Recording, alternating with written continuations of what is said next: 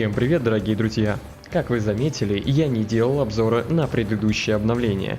На то были некоторые причины, которые, так или иначе, повлияли бы на весь ролик в целом.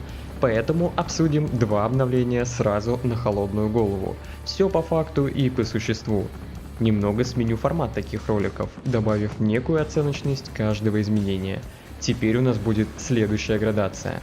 Откровенно плохо. То, что меняет игровой процесс и действительно портит игру в тех или иных аспектах. Проходняк. То, что привносит изменения в игру, не влияет на игровой процесс, но является абсолютно бессмысленным в своей сути.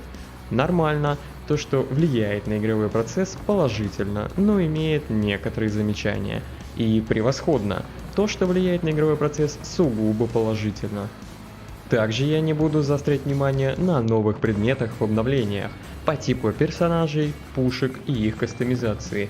Это я вынесу в отдельные ролики. Итак, не будем тянуть быка за рога и приступим к обзору.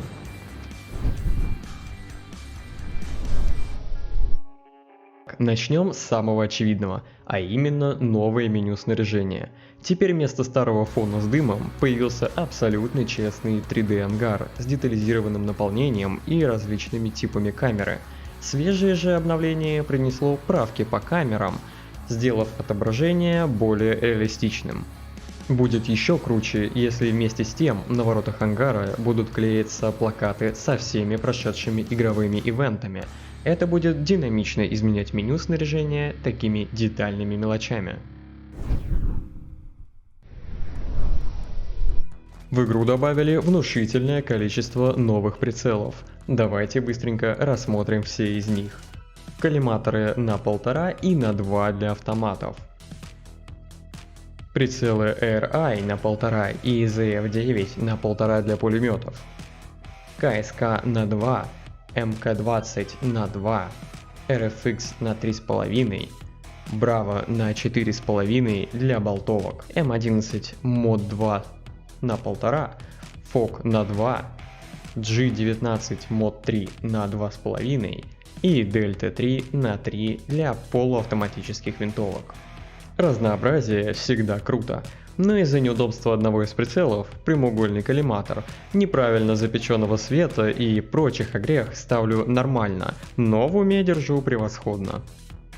Также, не отходя от кассы, новое обновление привнесло нам возможность просмотра мини-видео с видом из прицелов для каждого оружия, но почему-то бесстандартного. Решение спорное, но само наличие такой механики очень важный шаг вперед. Пока ставлю нормально, но как и с прицелами, это очень близко к превосходно.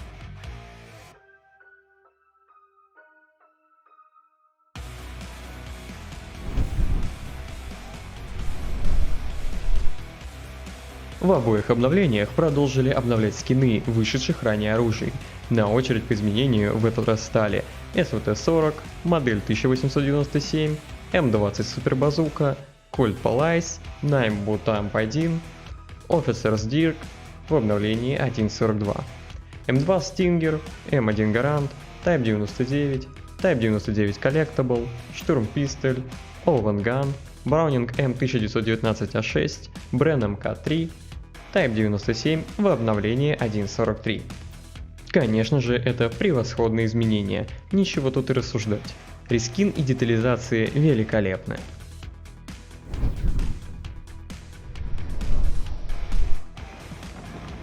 Перейдем к обновленным менюшкам.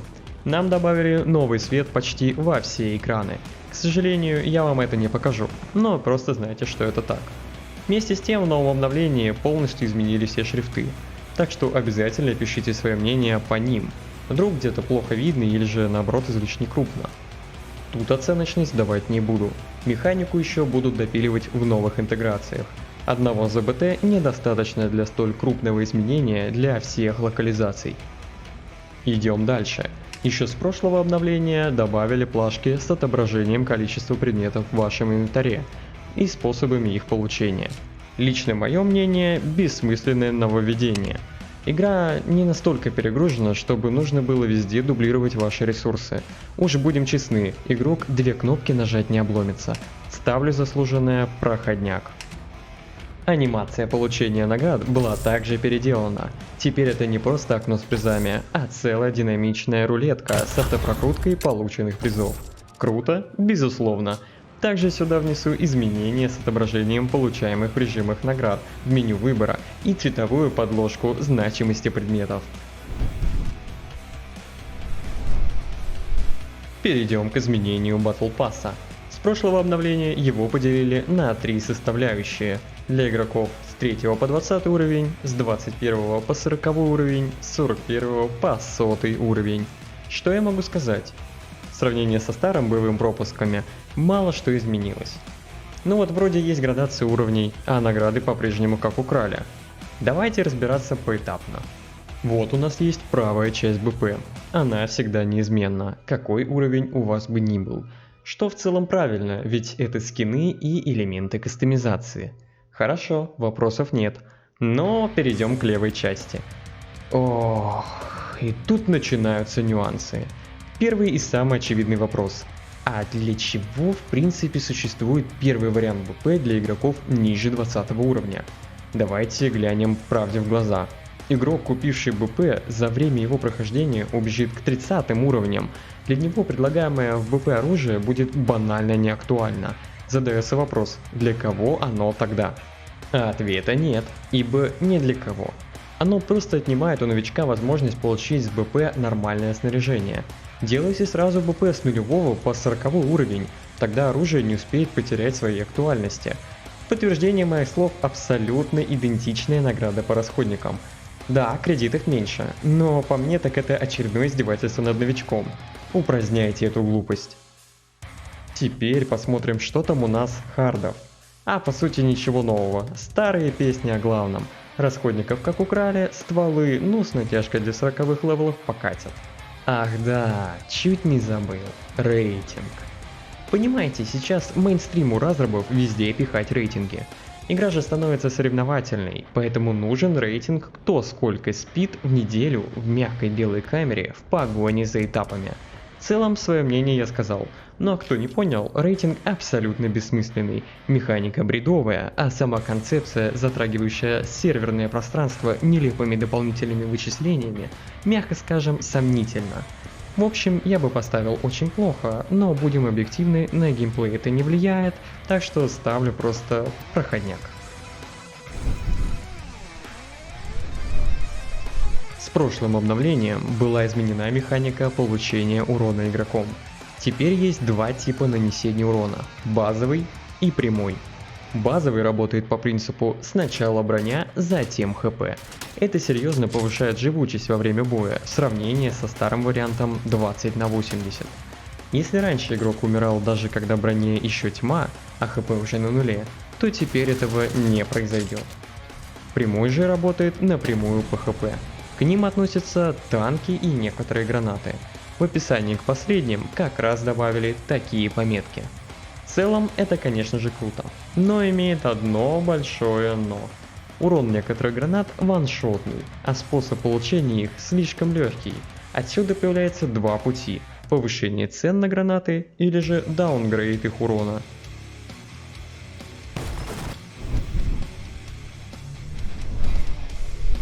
В игру ввели 6-й тир брони. Думаю, не нужно объяснять всю трагичность данного внедрения. А хотя, почему бы и не обсудить?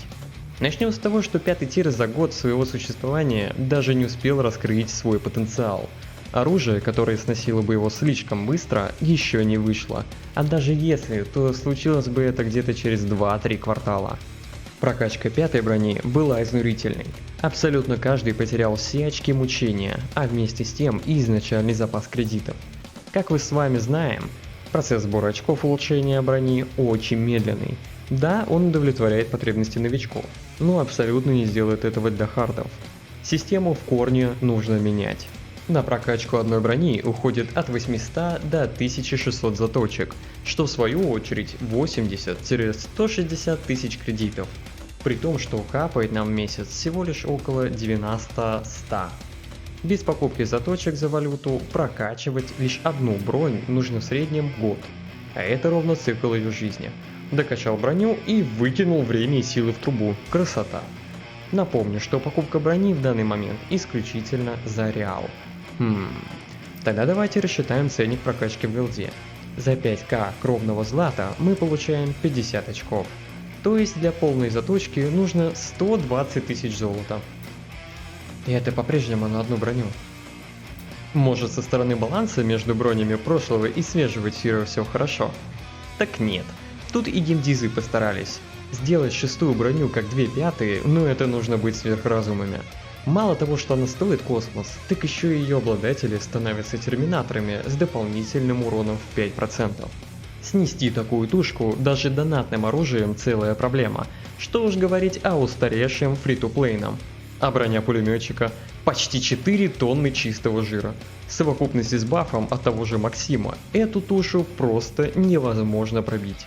Вы скажете в оправдание: ну так оно неповоротливое, ну так оно им и не надо. Встал на своей базе у стенки, торчит только треть корпуса и стреляет через всю карту на базу противника. А има на него нет, снести его невозможно. Легальные читы получается? Получается, да. Отсюда и появляются ситуации с нулевыми смертями за весь бой и толпами возмущенных на форумах. Итак, к чему мы пришли?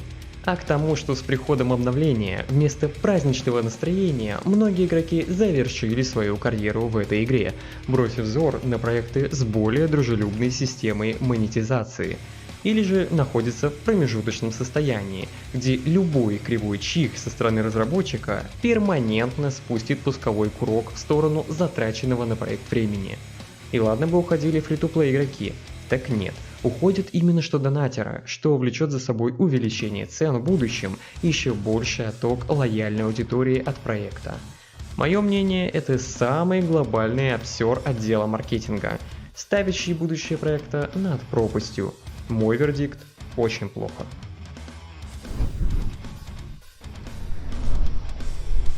От негатива перейдем к позитиву. В игру были добавлены дивизионы. Довольно прикольная пассивная механика. На геймплей она никак не влияет, зато дает новый способ отличиться и подзаработать рядовому игроку. Перед нами представлены 6 типов дивизионов: бронза, серебро, золото, платина, алмаз и герой. Каждый из них, кроме последнего, имеют ранги с 5 низшего по 1 высший. Затем игрок переходит в следующий дивизион. Каждое повышение ранга вознаграждается динамичной, промежуточной и единоразовой наградами. Также есть таблица лидеров, которая для большинства игроков не несет в себе никакого функционала, кроме как дополнительной награды, и более направлена на подчеркивание эго игроков, тратящих на игру большую часть своей жизни. Дивизионы, как и многие другие рейтинги, работают посезонно. Как только один завершился, начинается второй, со сбросом вас на начальный 5-й этап вашего текущего дивизиона. Однако, если вы уже герой, то вас кинет на 1-й алмаз. Для удобства понимания работы и начисления очков ранга, подробной информации каждому из 3 режимов, в которых учитываются ранги, добавили таблицу. Вы можете выбирать свой или последующие дивизионы, а также его ранг. Справа будет отображаться количество набранных и штрафных очков в зависимости от вашего места в команде, победы или же проигрыша. Как ни странно, самый простой режим для поднятия ранговых очков является смертельный бой, где даже на алмазе первые 5 мест дают прибавку к очкам. Механика также затрагивает визуал. Для вас меню дивизиона с отображением текущего ранга всегда висит в левом верхнем углу. Для других игроков ваш ранг виден как в полном, так и в уменьшенном профиле, а также в бою. В конце каждого боя перед итоговой таблицей вас будет ждать анимация с зачислением ранговых очков. Механика очень крупная, реализована прекрасно, так что получает абсолютно заслуженные овации и мою оценку превосходно.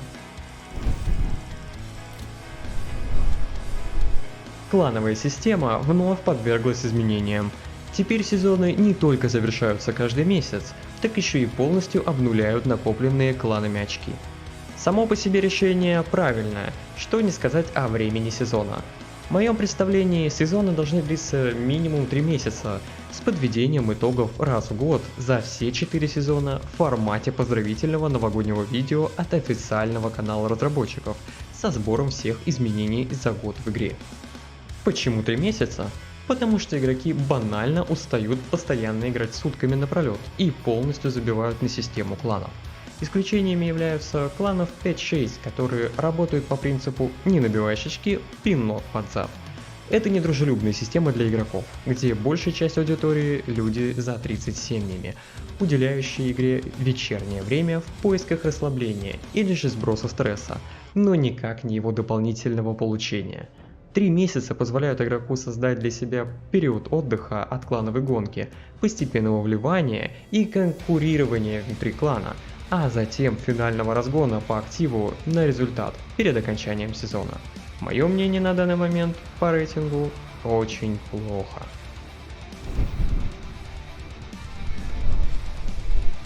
Были переработаны трассеры от каждого оружия. Стало намного живее и информативнее во время боя. Оставлю небольшую нарезочку по ним. В целом изменения на превосходно.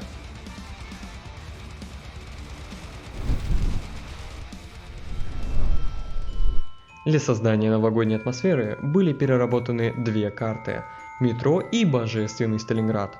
Плакаты, граммофоны, грузовики с подарками, грузовики с кинехохломы, гирлянды, мишура, снежинки, праздничные столы, новогодний поезд и вагоны, елка, Дед Мороз в трубе, салюты, снеговики, снежные медведи, санки. Настроение передано идеально.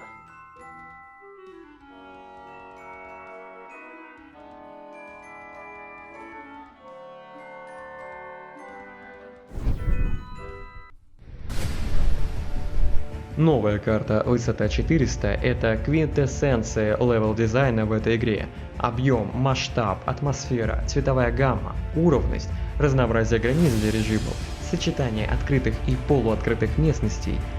Словами не передать, насколько хороша эта карта. Снимаю шляпу.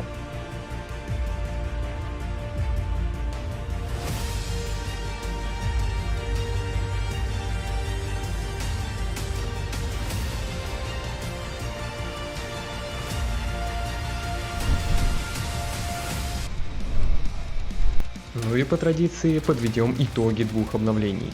Изменения визуальной составляющей игры превосходные. Новые механики по большей части нормальные или же вовсе отличные. А вот геймплейная составляющая и рейтинговая система подкачали не на шутку. Исправлять эти косяки придется долго и нудно. Закрыть на них глаза невозможно. Если же вместо регулирования баланса через год нас будет ждать вновь обновленная броня, проект просто умрет из-за резкого оттока игроков, чего никому не на руку. Все в руках разработчиков, а мы же будем наблюдать.